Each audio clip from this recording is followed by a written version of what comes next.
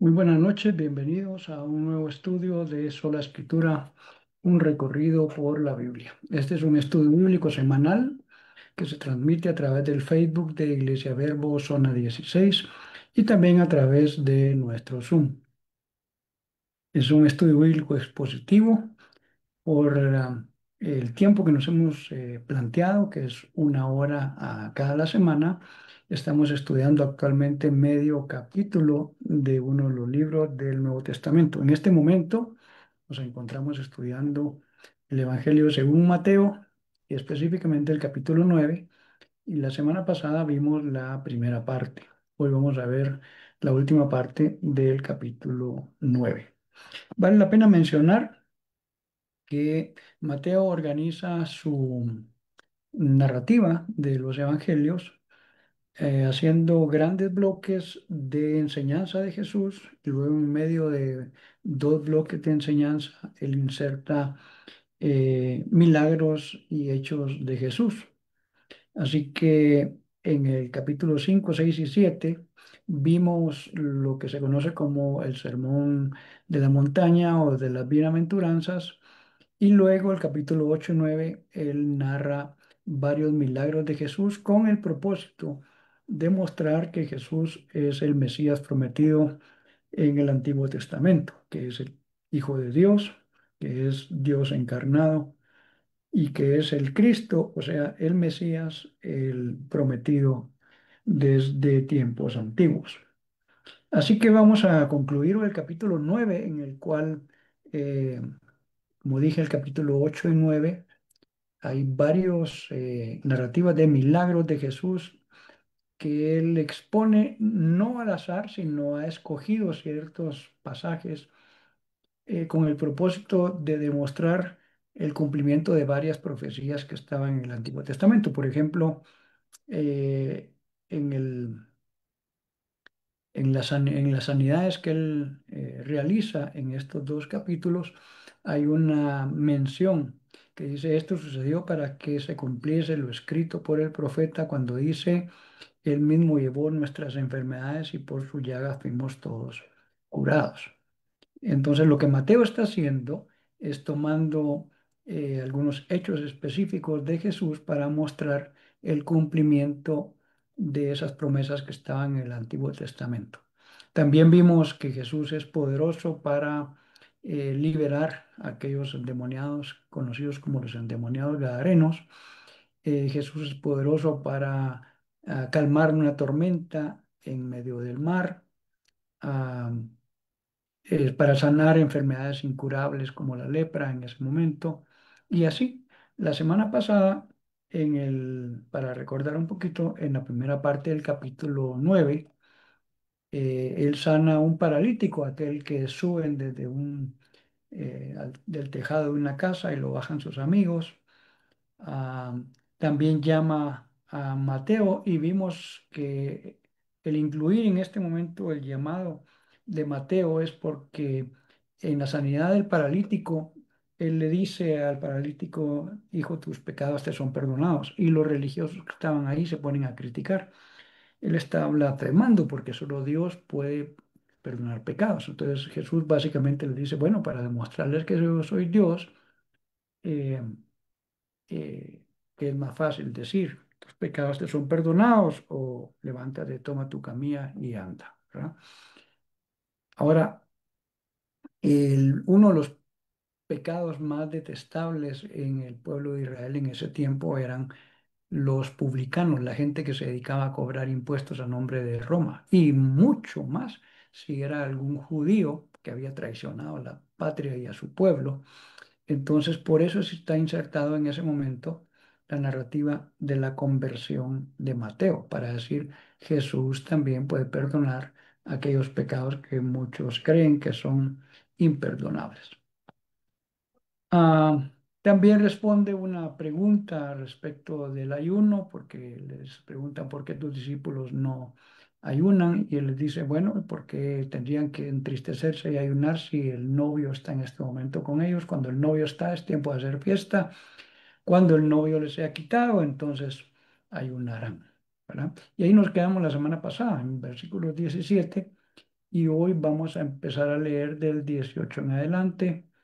Vamos a leer aquí una porción que va del 18 al 26, que narra en realidad dos milagros, uno que tiene que ver con la sanidad de una mujer enferma por mucho tiempo y el otro es la resurrección de una niña. Ah, de nuevo, mantenga en mente que Mateo pone estos milagros acá con el propósito de mostrar el poder que Jesús tiene siendo el Hijo de Dios, siendo Dios mismo. Esta narrativa está también eh, en otro de los evangelios sinópticos, en Marcos 5, 21 al 43. Por cierto, hoy voy a leer paralelamente una parte de eso. Y también lo encontramos en Lucas 8, 40 al 56, perdón. Así que vamos a poner acá a la vista nuestra Biblia y vamos a entrar en materia en esta noche. Vamos a ver por acá. Muy bien, voy a estar leyendo inicialmente la versión Reina Valera y dije que iba a leer del 18 al 26. Aquí hay dos milagros juntos y sí sucedieron en el mismo momento, por eso es que los vamos a leer de un solo, no vamos a parar en uno y luego en el otro, eh, porque sucedieron básicamente al mismo tiempo, estaban pasando estas dos narrativas. Dice, mientras él les decía estas cosas, vino un hombre principal y se postró ante él, diciendo, mi hija acaba de morir, mas ven y pon tu mano sobre ella y vivirá.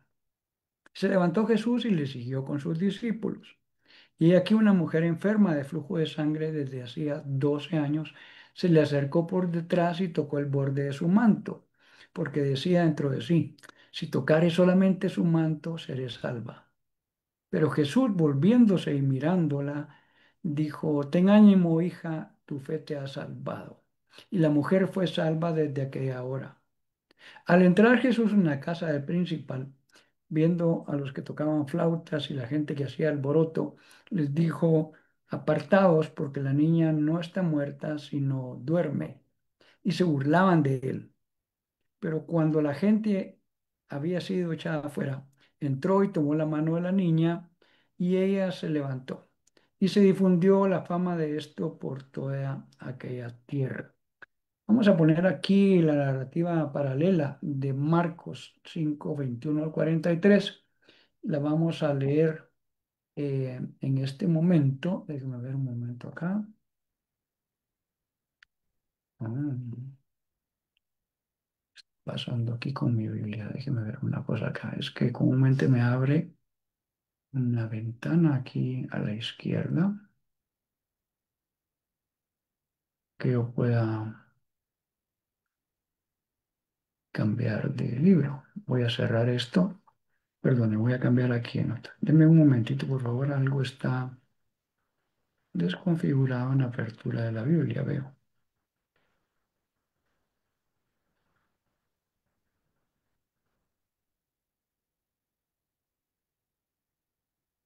Un segundito, solo vamos a ver si esto se corrige haciendo un par de cosas acá.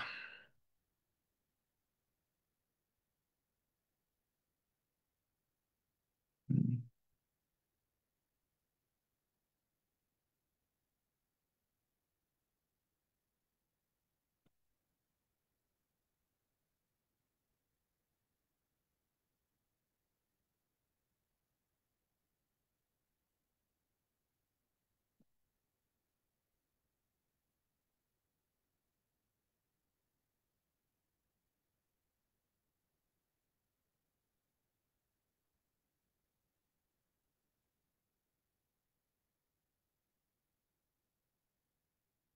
Disculpe, nunca me había pasado esto, así que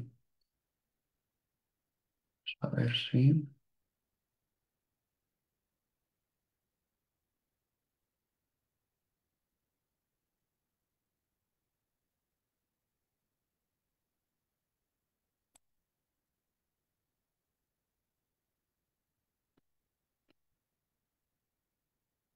cosa. Bueno, lo voy a leer aquí en tablet. Pasa que no me está dejando cambiar aquí el capítulo y el libro.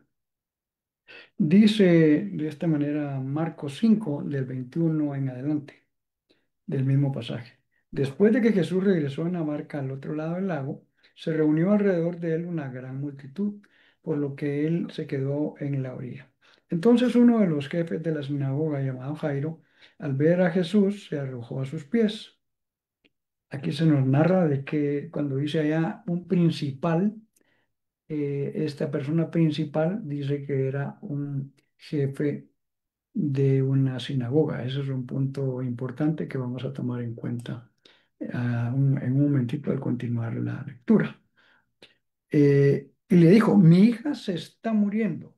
Este es un punto también interesante, porque en la otra narrativa que vimos decía, mi hija ha muerto. Eh, Vamos a ver que para este momento, cuando él habla con Jesús, estaba viva aún, pero debido a esta, entre comillas, interrupción que tuvo con la mujer que quería tocar el manto, él se detuvo ahí algún rato y en ese momento le llegaron a dar la noticia de que su hija había fallecido. Se lo vamos a leer ahorita acá. Él se fue con él y lo seguía una gran multitud, la cual se agolpaba sobre él. Había entre la gente una mujer que hacía 12 años padecía de hemorragias.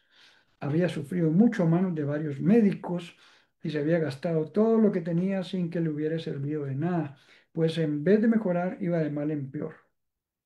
Paréntesis acá, si usted se da cuenta, Marcos es mucho más detallista, aun y cuando el Evangelio de Marcos es más corto. Mateo narra más acciones, pero mucho más cortas, va al grano, porque él tiene un interés en mostrar algo en específico. Entonces, obvia algunos detalles que Marcos sí los amplía. Dice, cuando oyó hablar de Jesús, se acercó a él por detrás entre la gente y tocó su manto. Pensaba, si logro tocar siquiera su manto, quedaré sana. Al instante cesó su hemorragia y se dio cuenta de que su cuerpo había quedado libre de esa aflicción. Al momento Jesús se dio cuenta de que había salido poder de sí mismo, así que se volvió hacia la gente y le preguntó, ¿quién me ha tocado? ¿Quién ha tocado mi manto?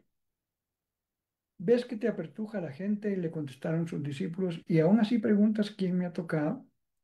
Pero Jesús mirando a su alrededor para ver quién lo había hecho, la mujer, sabiendo que lo que había sucedido, se acercó temblando de miedo y arrojándose a sus pies, confesó toda la verdad.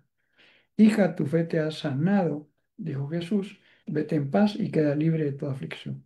Todavía estaba hablando cuando llegaron unos hombres de la casa de Jairo para decirle, tu hija ha muerto, ¿para qué sigues molestando al maestro? Sin hacer caso de la noticia, Jesús dijo al jefe de la sinagoga, no tengas miedo, nada más cree. Vea la cantidad de detalles que Marcos da. No quiere decir que Marcos está bien y Mateo no. Otra vez, el propósito de cada uno de estos evangelios era en el instante en que fueron escritos diferente. Ahora a nosotros nos bendice el poder complementar la narrativa leyendo los pasajes paralelos. No dejó que nadie lo acompañara excepto Pedro, Santiago y Juan, el hermano de Santiago. Cuando llegaron a la casa del jefe de la sinagoga, Jesús notó el alboroto, que la gente lloraba y daba grandes alaridos. Entró y dijo, ¿por qué tanto alboroto y llanto? La niña no está muerta, sino dormida. Entonces empezaron a burlarse de él, pero él sacó a todos y tomó consigo al padre y a la madre de la niña y a los discípulos que estaban con él y entró donde estaba la niña. La tomó de la mano y le dijo, Talita cum, que significa, niña, a ti te digo, levántate. La niña que tenía 12 años se levantó enseguida y comenzó a andar. Ante ese hecho, todos se llenaron de asombro y él dio órdenes estrictas de que nadie se enterara de lo ocurrido y le mandó que dieran de comer a la niña. Aquí hay unos contrastes interesantes porque dice ah, que la gente se enteró, ¿verdad? Y se difundió la fama de esto por toda aquella tierra. Eso es lo que leímos que decía en ah, Mateo. Muy bien, regresemos ahora, vamos a ver si podemos ponerla en nuestro pasaje en paralelo.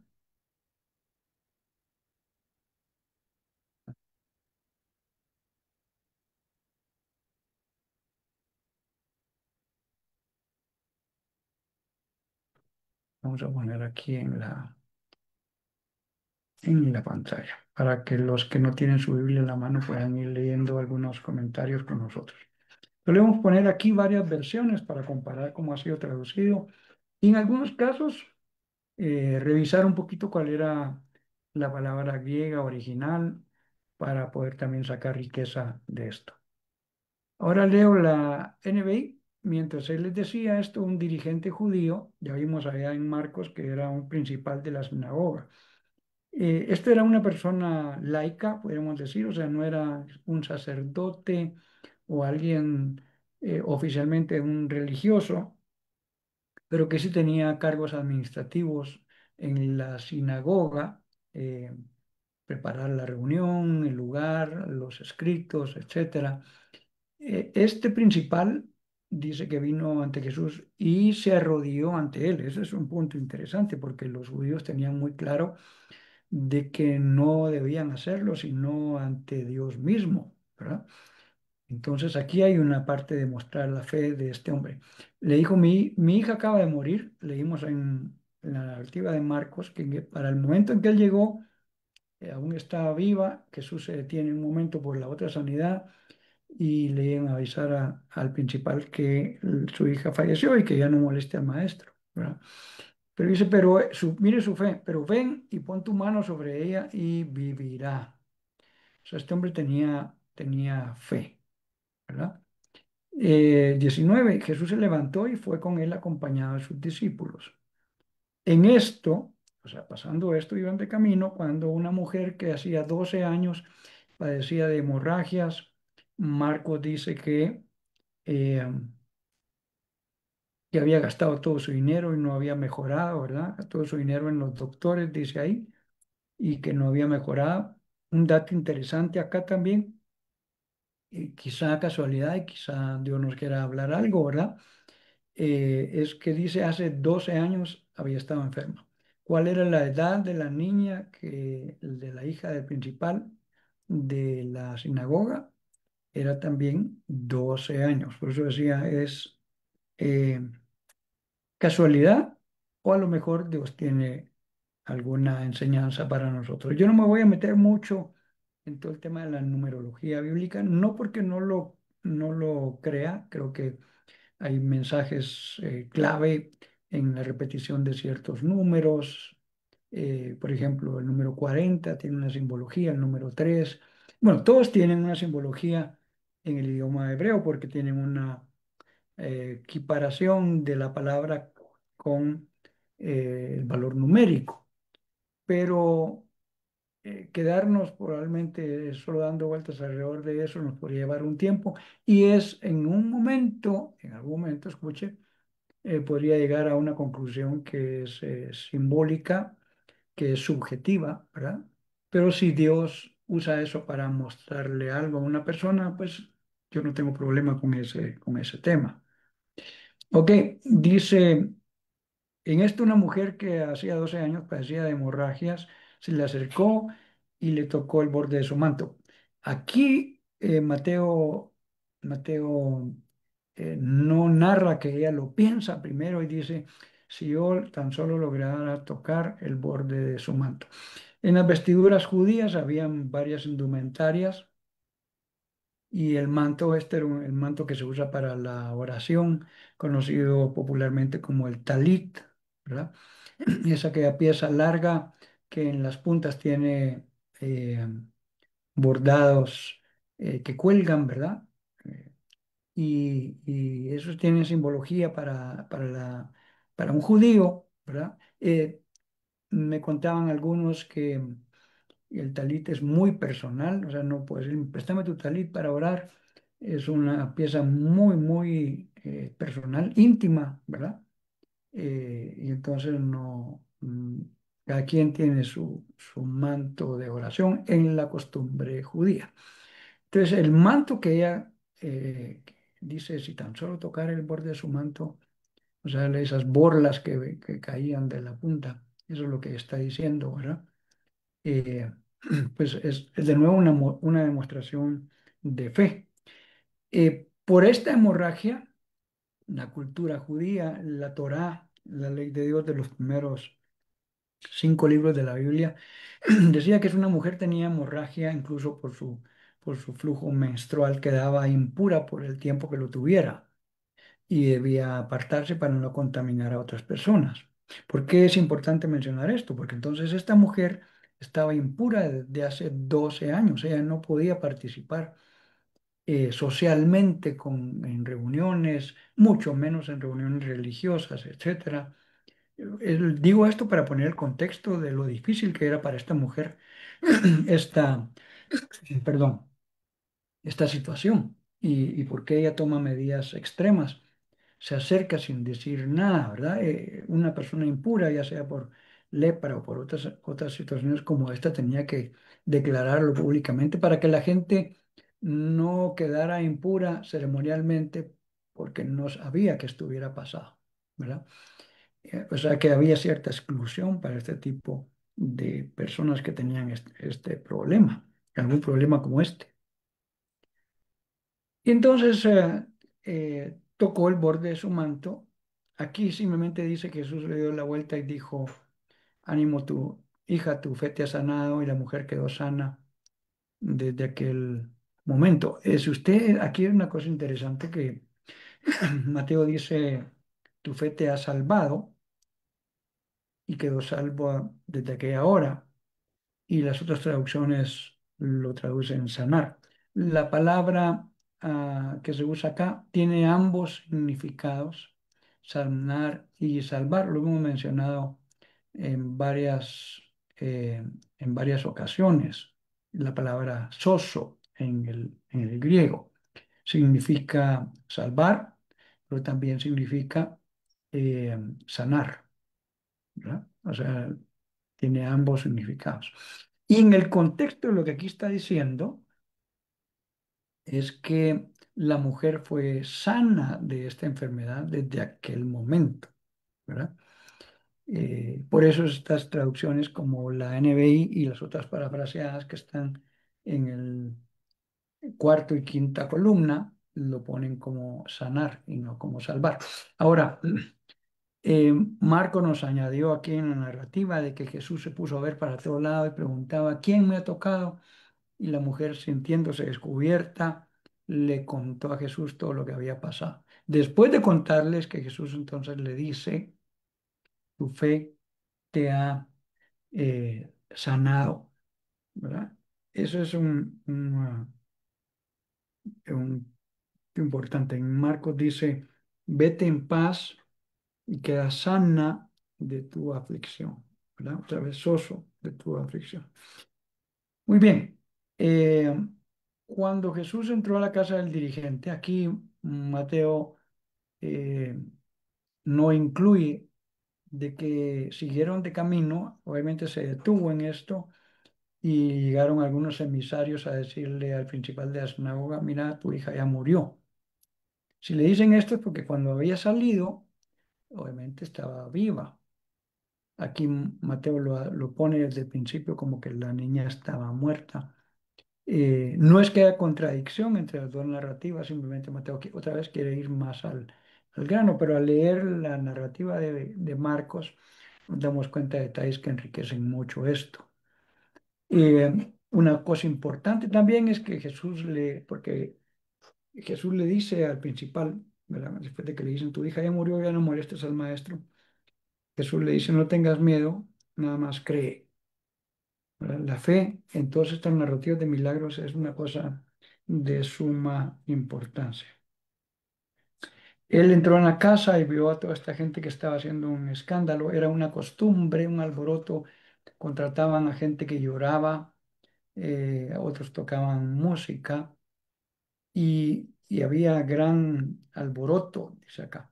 Estaba leyendo ahí un comentario de un estudioso que dice que en esas culturas, algunas culturas de estas eh, del Oriente, tenían la creencia de que al llorar en voz alta al clamar en voz alta todo esto este alboroto que dice aquí en la escritura, con eso ellos lograban alejar a los malos espíritus. Esa parte del por qué hacían este lamento así tan grande, ¿verdad? Ah, Jesús los ve y les pregunta, ¿por qué este gran alboroto? La niña no está muerta, sino está dormida, como dice acá. Y entonces algunos empezaron a burlarse de esto que Jesús estaba diciendo. Ahora, aquí hay un punto interesante, porque en esa cultura, este término de dormir se usa figurativamente para el tema de alguien que se murió. ¿Por qué lo usaban figurativamente? Porque ellos en muchos casos creían en la resurrección y decían solo está durmiendo mientras resucita.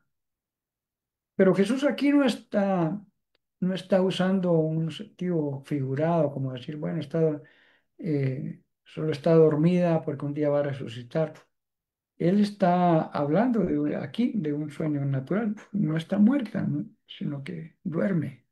Entonces decían, pues, ¿qué le pasa a este, verdad? Si quien no sabe que ya se murió, ya no tiene pulso, ya vimos que se puso fría, etcétera, ¿verdad? Por eso la gente se empieza a burlar aquí de Jesús. Pero dice, cuando les hizo salir, solo se quedaron, ya dijimos ahí, tres discípulos en la narrativa de Marcos, y él y los papás de la niña. Él la tomó de la mano, le dijo, niña, a ti te digo, levántate, y se levantó, o sea, resucitó. Este es un milagro de suma importancia aquí en toda esta narrativa, porque recuerde que Mateo está queriendo mostrar justamente que el Hijo de Dios, Jesús, el Mesías, tiene poder sobre cualquier cosa. Y aquí esta es la primera narrativa en la cual una persona resucita por la acción de Jesús. Dice, la noticia se divulgó por toda aquella región, aun y cuando la narrativa de Marcos, Jesús les vuelve a decir, es un punto que se repite una y otra vez a lo largo de los evangelios, que a varios, después de haberlos favorecido con algún milagro, eh, les dice que no digan nada de lo que acaban de ver o presenciar o eh, eh, recibir, ¿verdad? A veces es difícil, por ejemplo, en el caso de los ciegos, imagínense, estaba toda la vida sin poder ver y Jesús les dice, no le cuenten a nadie esto. ¿Cuál es el propósito de Jesús detrás de esta repetición de instrucciones de no decir nada? Es que, de hecho, pasa que empiezan a, a divulgar lo que acababan de pasar en sus vidas. Y dice que al poco tiempo Jesús ya no podía entrar en las ciudades porque su fama se extendió, él tenía que quedarse fuera de las ciudades.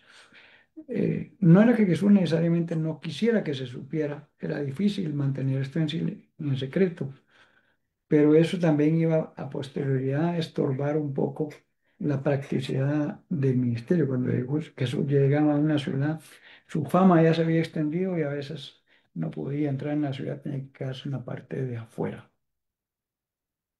Muy bien, regresemos a la segunda porción de la narrativa del día de hoy. Ahora vamos a leer del 27 al 31. Otro milagro acá que tiene que ver con la sanidad de dos hombres ciegos.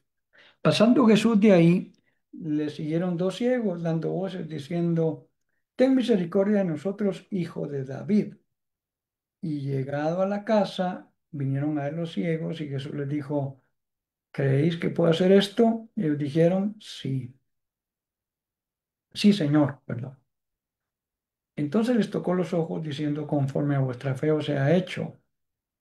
Y los ojos de ellos fueron abiertos. Y Jesús les encargó rigurosamente diciendo, mirad que nadie lo sepa. Pero salidos ellos divulgaron la fama de él por toda la tierra. Este es parte del ejemplo que le estaba mencionando que en un sentido ellos no obedecieron la instrucción de Jesús, ¿verdad? Bueno, analicemos este otro pasaje. Versículo 27 en adelante. ahora la NBI de nuevo para seguir contrastando.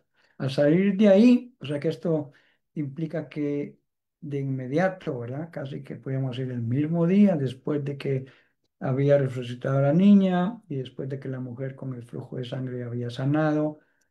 Al pasar de ahí, lo seguían dos ciegos gritándole, ten compasión de nosotros, hijo de David. Pensemos un momentito aquí en lo natural de esta narrativa. Los ciegos tuvieron que enterarse de alguna manera que Jesús andaba por ahí o que Jesús iba a pasar por ahí. Alguien les contó, escucharon, ¿verdad? Narrativas y mira, ya te enteraste que Jesús anda, ya estaban oyendo.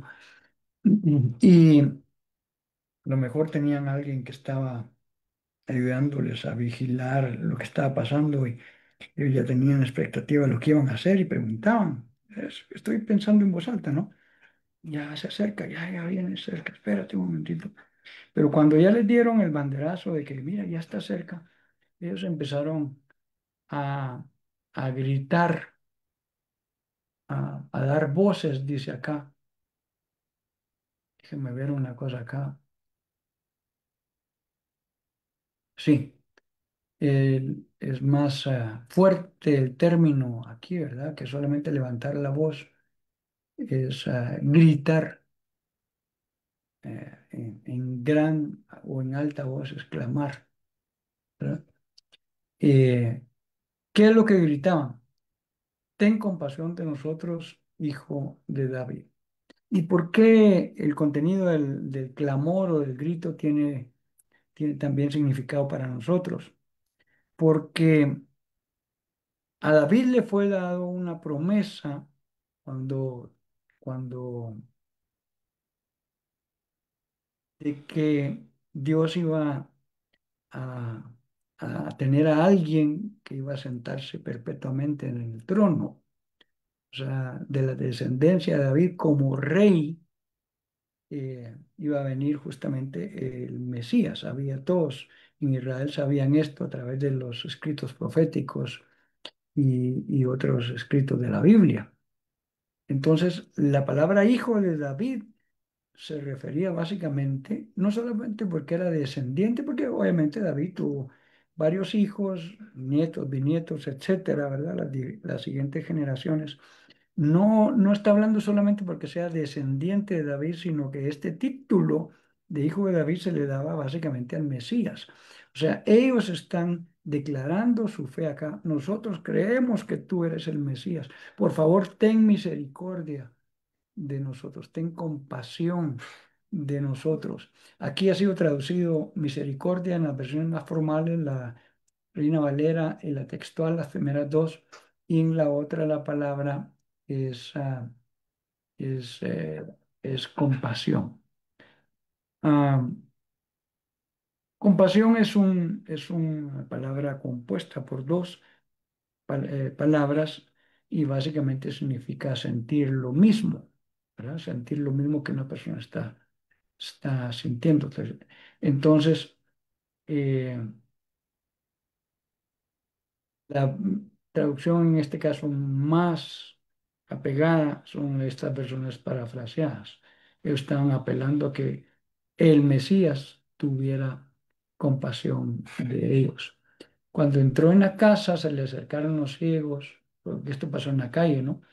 Y les preguntó, ¿creen ustedes que puedo hacer esto? Eh, Dice, ¿creen que puedo hacer esto? Dice las versiones formales. ¿Creen que puedo sanarlos? ¿Creen que puedo darle la vista? Dicen las otras versiones parafraseadas. Déjenme revisar un poquito aquí a ver si encontramos algo. Sí, la versión en ah, griego no menciona literalmente sanarlos o recibir la vista. Es parte del contexto, eso sí, pero Jesús les pregunta, ¿creen que puedo hacer esto que están pidiendo? ¿Verdad? Ahora, miren que ellos inicialmente no piden que les sane, sánanos, hijo de David. No, ten compasión de nosotros. Eso fue lo que clamaron. Esta es una cosa interesante porque ellos estaban apelando a la compasión y la misericordia de Dios. De hecho, en una parte, en una ocasión, Jesús le pregunta a un ciego que se le acerca, le dice, eh, por ti. Bueno, que reciba la vista, le dijo el ciego, ¿verdad? En un momento pareciera, ¿por qué pregunta a Jesús si es evidente que este hombre está ciego? Es porque Jesús quiere, más allá de solamente hacer un milagro, quiere también ah, sanar el corazón de la persona que está recibiendo el milagro, ¿verdad? Por eso es que la palabra soso también significa sanidad y también significa salvación. Entonces él les pregunta, ¿ustedes creen que puedo hacer esto? Y me llama la atención aquí ahorita que estoy reflexionando sobre eso, porque ellos no pidieron, sánanos, danos la vista, sino que ellos nada más pidieron compasión. Y entonces, si hasta ahí dejáramos la cosa y dijera, Jesús les pregunta, ¿creen ustedes que puedo tener compasión de ustedes? ¿Verdad? ¿O creen ustedes que puedo hacer esto que ustedes están anhelando? ¿Cómo supo Jesús lo que querían? Porque Jesús obviamente sabía y sabe la intención de nuestro corazón antes de que le pidamos, ¿verdad?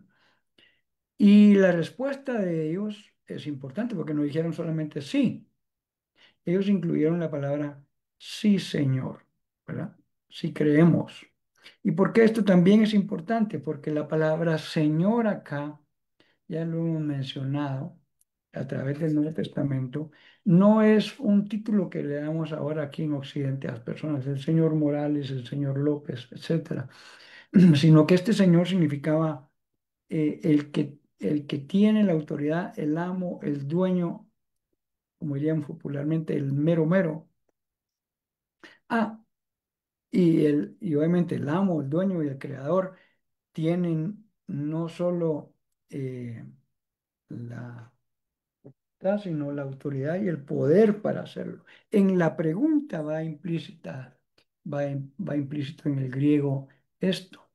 Cuando les pregunta, ¿creen que soy capaz o que puedo hacer esto?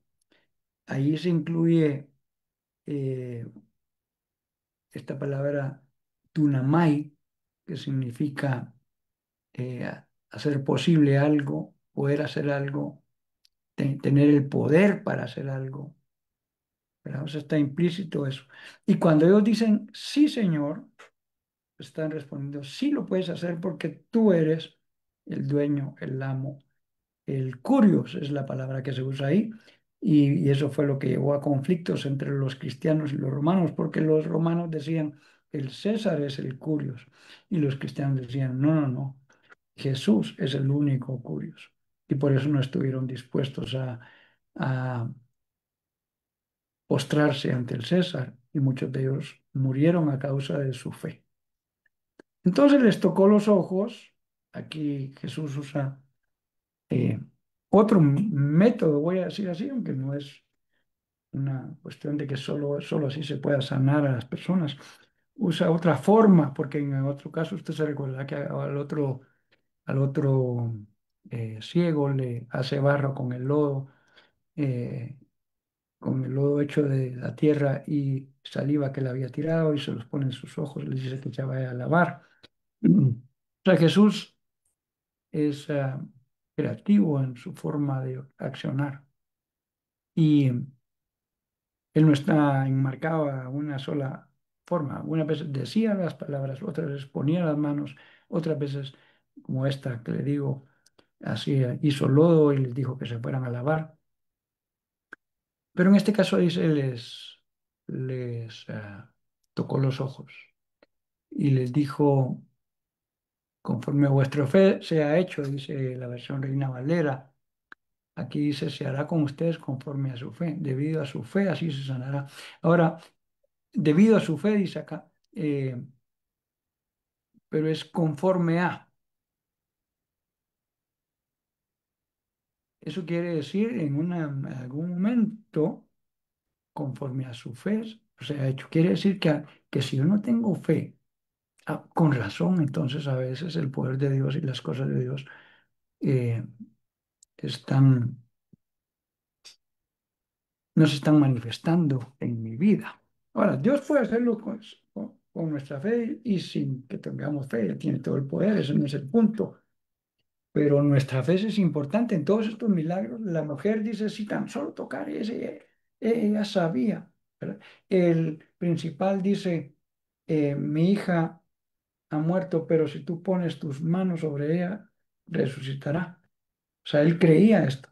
Eh, Parte de lo que Mateo está haciendo acá es mostrando que eh, el accionar de nuestra fe, todas estas cosas es de suma importancia.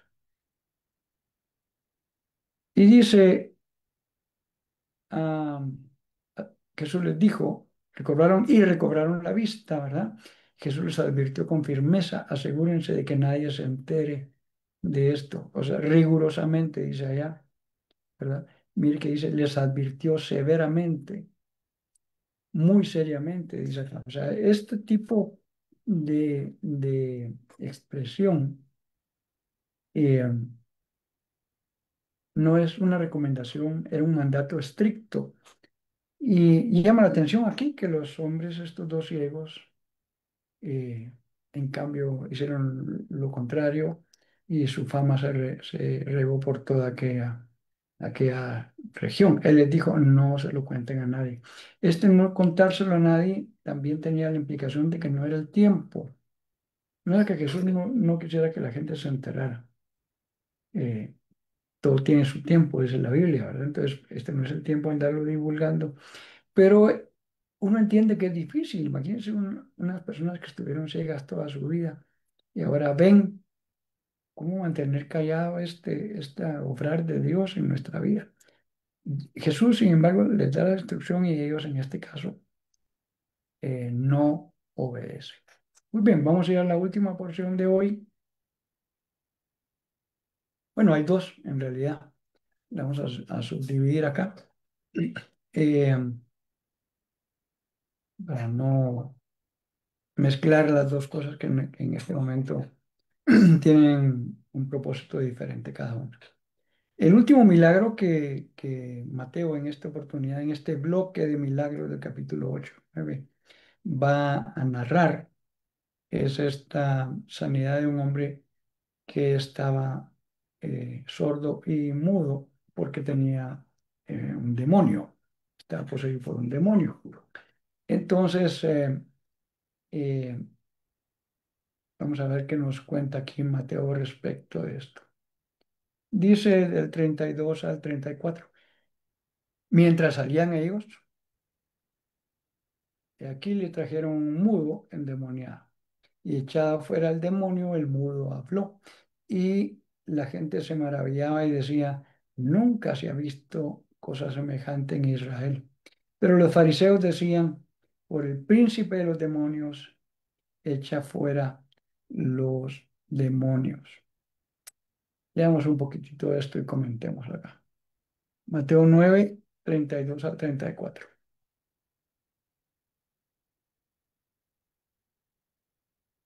Ok, dice, mientras salían ellos, aquí le trajeron un mudo endemoniado.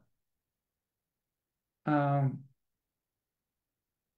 vamos a leer las palabras de las paráfrasis. Cuando se fueron, un hombre que no podía hablar, poseído por un demonio, fue llevado a Jesús. Hay muchas causantes de que las personas no puedan hablar.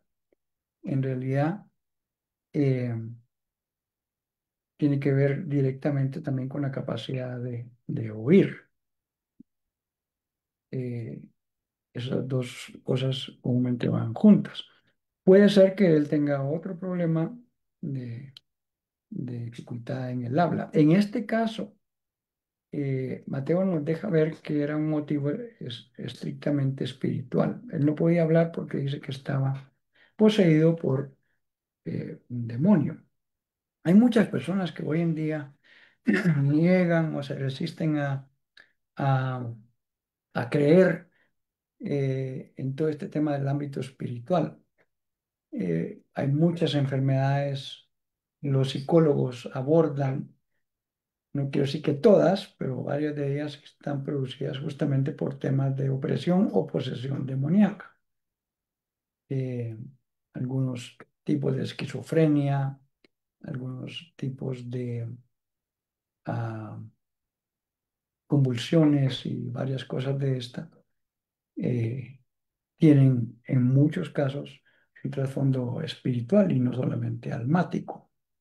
En este caso en particular, Mateo sí se encarga de decir que esta persona estaba poseído por un demonio.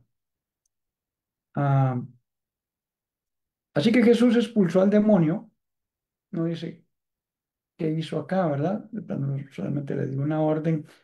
Acabamos de leer unos capítulos anteriores, la liberación de los endemoniados gadarenos. Jesús se pone a hablar con ellos, en este caso les pregunta cómo se llama, les da autorización porque ellos la piden de ir y morar en un hato de cerdos, etcétera, ¿verdad? Y aquí solamente dice que él expulsó al demonio y que eso provocó que el que había estado mudo hablara. Y de inmediato dice que las multitudes, déjeme ver, la gente se maravillaba, sí, habla de multitudes en plural, déjeme ver por acá, aparte no nos deja ver la expresión de esta palabra si está en plural o en singular, en esta herramienta que estoy usando. Eh, Me llama la atención cabalmente que algunas versiones de estas lo toman multitudes y no solo multitud, como que fuera una. Pero lo que dice que pasaba con ellos es que se maravillaron, estaban asombrados y exclamaban, no hemos visto esto, nada igual en Israel. La palabra ah, usada acá es taumazo. La semana pasada hablamos de ese tema, de que después de que Jesús obra un milagro, en unas versiones dice que la gente se maravillaba y en otras versiones dice que tuvieron gran miedo. Y comenté que estaba diferente en ambas versiones porque usan diferente fuente para traducir esta versión bíblica.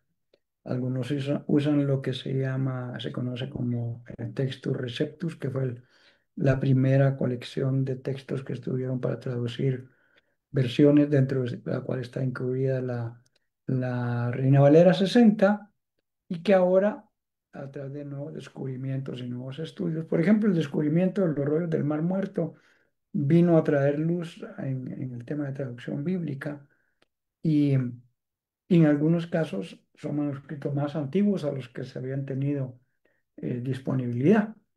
¿Y por qué es importante esto en la traducción bíblica? Voy a decirlo cortamente. En traducción bíblica, entre más antiguo pueda datarse o fecharse un manuscrito, eh, se considera que es más fidedigno. O sea, hubo menos oportunidad de añadiduras o de omisiones. Eh, Omisiones, sería lo más correcto, ¿no? Entonces, a lo largo del tiempo se han ido descubriendo nuevos manuscritos y ahora todo este juego de manuscritos se conoce como el Textus Receptus. No, el Textus Criticus. El Receptus era el original que dije. Y por cierto, no hay uno solo, hay varias versiones, hay códices, ¿verdad? Y es un tema muy amplio este de la traducción bíblica. Entonces, algunas traducciones que vimos aquí decían que estaban atemorizados y otras decían que estaban maravillados porque usan diferente palabra en estas dos fuentes. En este caso, sí, todas usan la palabra taumazo, que significa asombrarse o maravillarse, ¿verdad? Muy bien. Pero los fariseos, dice, afirmaban, este expulsa a los demonios por el príncipe de los demonios.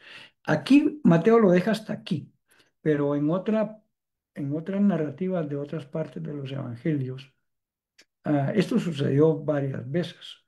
En algún otro lado dice, por el dedo de Belcebú es que echa este fuera los demonios. Y Jesús usó esta expresión en otras ocasiones para decir, si a mí me han dicho que yo soy aliado o hijo de Satanás, ya no digamos qué van a decir de ustedes, dice Jesús. Y otra oportunidad les dice, bueno, eh, Satanás no puede estar dividido contra sí mismo. O sea, esto que ustedes están proponiendo es una mentira. Mm, Satanás no puede estar en contra de Satanás. Pero aquí en Mateo lo deja hasta acá como esta expresión de los fariseos. Quiere decir que ellos no estaban de acuerdo con lo que estaban viendo. Ellos sí miraban a las personas, no podían negar las sanidades, las liberaciones, etcétera, pero se resistían a creer que Jesús lo hacía por el poder de Dios y porque él mismo era el Hijo de Dios y era Dios encarnado. Leamos la última parte para ir llegando a la finalización de nuestro estudio esta semana. Los versículos 35 al 38 también nos van a servir para iniciar el estudio del capítulo 10 la otra semana.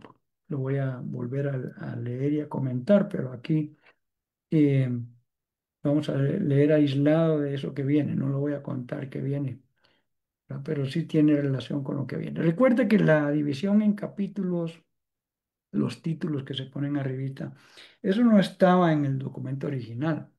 Eso estaba de corrido, no como un solo escrito. Algunas veces incluso sin párrafos, simplemente de seguido.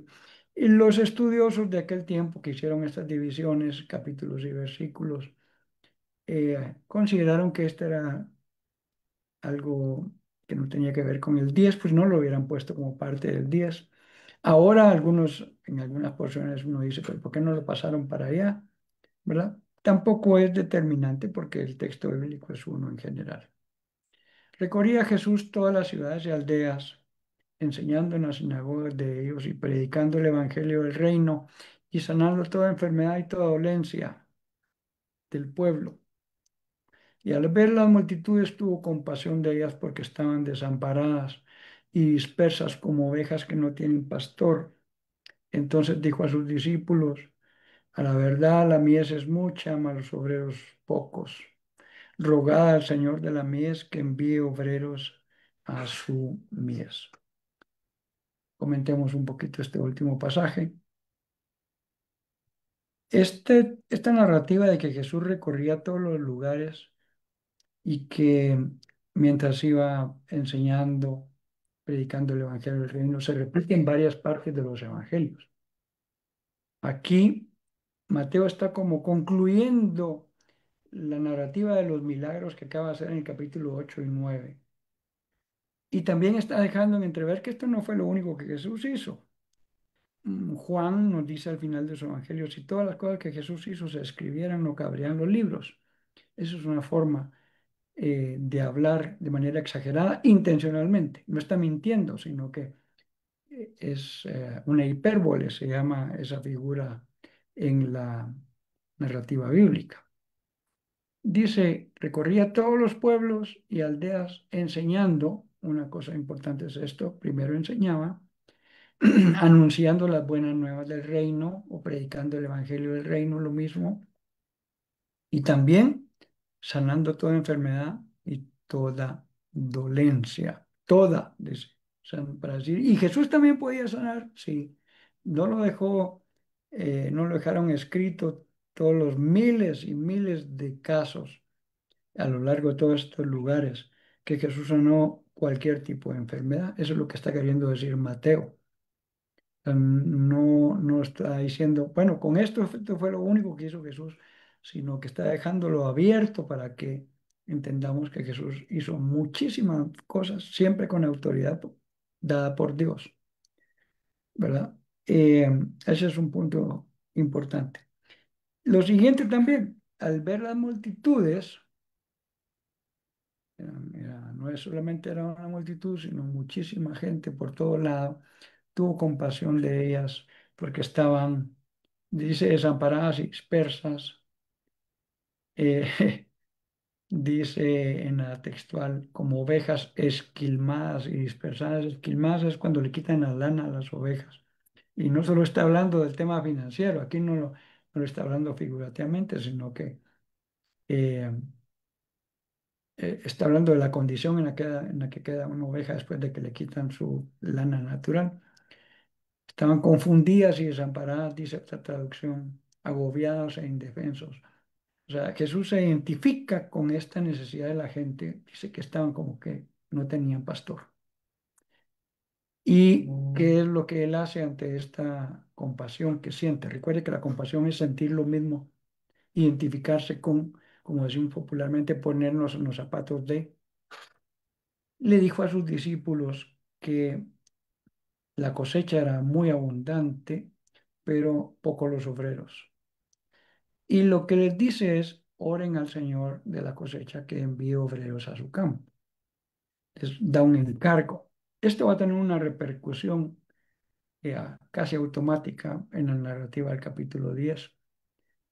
Pero el punto es este, la cosecha es muy abundante y hay pocos obreros. Entonces, oren a Dios que envíe más obreros.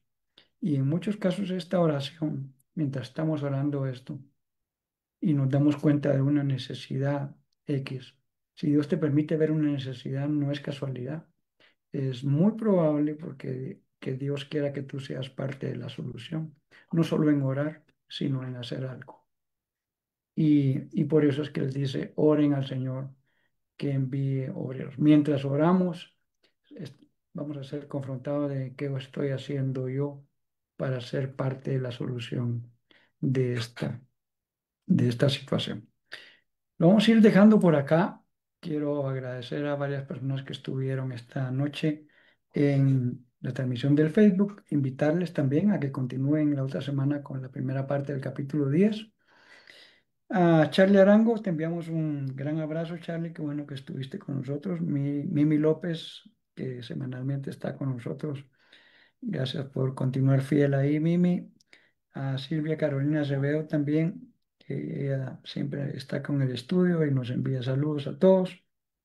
Michelle Rodríguez allá en Ciudad Vieja, te enviamos un caluroso saludo, Michelita. A Wendy Lorena Hernández Marroquín, que estuvo con nosotros. Y también a Evelyn Rocío Aguilar. Gracias por estar aquí atenta a a nuestra transmisión.